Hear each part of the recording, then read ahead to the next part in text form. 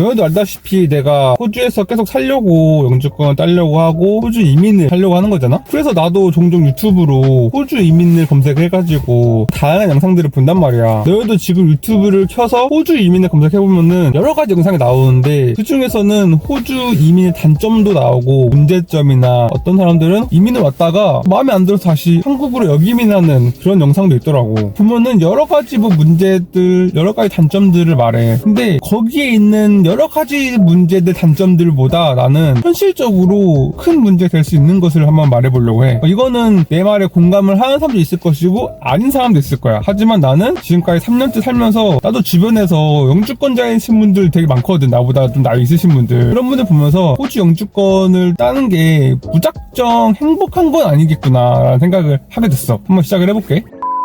보통 호주로 워홀을 오면은 워홀 나이대가 있잖아. 그러면은 이 나이대로 분류를 해보면은 20대 초중반은 내가 보기에는 보통 1년만 하다가 그냥 돌아가는 경우들이 많아. 왜냐면은 아직 20대 초중반이잖아. 친구들이 다 한국에 있어. 그리고 가족들도 한국에 있고. 그러니까 한국의 그런 관계에 되게 좀 집착을 하는 형태가 보이고 20대 초중반들은 한참 놀 때잖아. 그래서 보통 한국으로 많이 돌아가는 반면에 20대 후반부터 딱 30세까지는 거의 보통 이민을 생각을 한 경우도 있더라고. 그 중에 한 명이 나야. 왜냐면은 20대 초중반과 다르게 이제 놀 땐 지났고 앞으로 나의 인생 계획을 해야 되는데 여기서 좀 생각을 하게 돼. 아, 호주가 살다 보니까 뭐 놀 거는 한국보다 없지만 여러 가지 측면에서 한국보다 나은 점들이 꽤 많거든. 그래서 진지하게 호주 이민을 생각을 하다가 호주 이민을 결정하는 경우들이 많아. 내가 봤을 때는 만약에 너네가 한국에서 전문직 기술이 없다 하면은 보통 정말 짧게 잡아도 5년이야. 보통 5년 잡고 좀 더 간 경우도 있지. 그리고 내가 본 사람 중에서는 10년째 영주권을 못 받은 사람도 있어. 그만큼 영주권을 받는 게 어떻게 보면 쉬운데 어떻게 보면 되게 어려워. 자, 그러면은 가정을 해보자. 정말 짧게 잡아서 5년이라고 했잖아 내가. 그럼 5년으로 쳐보자. 내가 29살 뭐 30에 호주 워홀로 왔어. 그래서 내가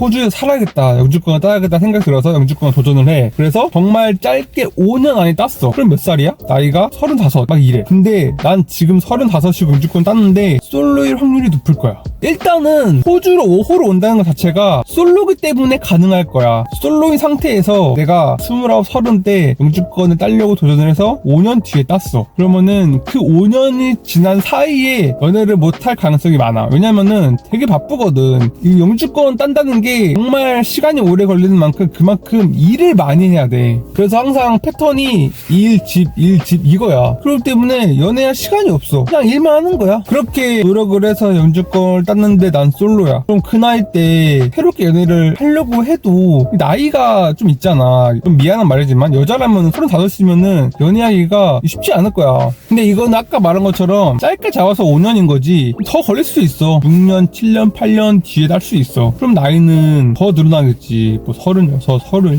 38 이러겠지. 그럼 그때 돼서 연애를 어떻게 하고 결혼을 어떻게 할 거야. 물론 할 수 있겠지. 근데 쉽진 않겠지. 그래서 나도 내 주변에 영주권자이신 분들을 많이 봤지만 싱글이신 분들이 되게 많더라고. 자, 그 나이 때 되면은 솔직히 친구 사귀는 것도 힘들어. 20대 초중반이야. 아직 어리니까 그냥 막 친구 그냥 쉽게 사귈 수 있어. 근데 나이가 30 넘어가면은 30 넘어가신 분들은 알 거야. 사회에서 친구 만들기가 진짜 어려워. 근데 하물며 호주에서는 더 어려워. 근데 그것보다 더 어려운 게 연인을 만나는 거야.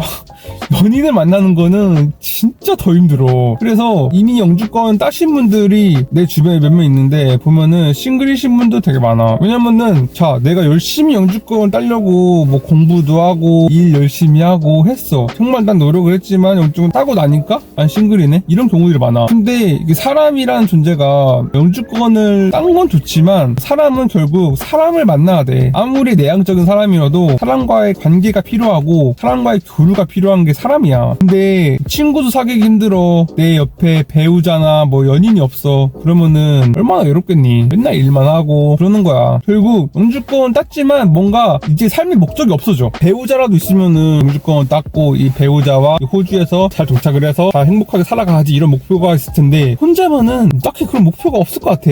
그래서 만약에 영주권이나 호주 이민을 생각하는 사람들은 이거를 좀 많이 고려해야 돼. 내가 호주에서도 혼자 살 수 있을 확률이 있겠구나. 앞으로 영주권을 따고 호주에 정착을 해도 난 싱글일 수도 있겠구나 라는 거를 항상 염두를 해두고 준비를 해야 돼. 물론 한국에 이미 사귀고 있는 사람이 있고 계획을 해서 같이 와서 이렇게 하는 경우도 있지만 보통 그런 경우는 흔치는 않고 나처럼 그냥 혼자 단신으로 와서 영주권 따려는 사람들이 되게 많거든. 그래서 호주 이민을 생각을 해보면은 여러 가지 단점이 있지만 내가 보기에 가장 큰 단점은 이거 같아. 내가 싱글로 살 수도 있고 그리고 되게 외로울 수도 있다라는 거.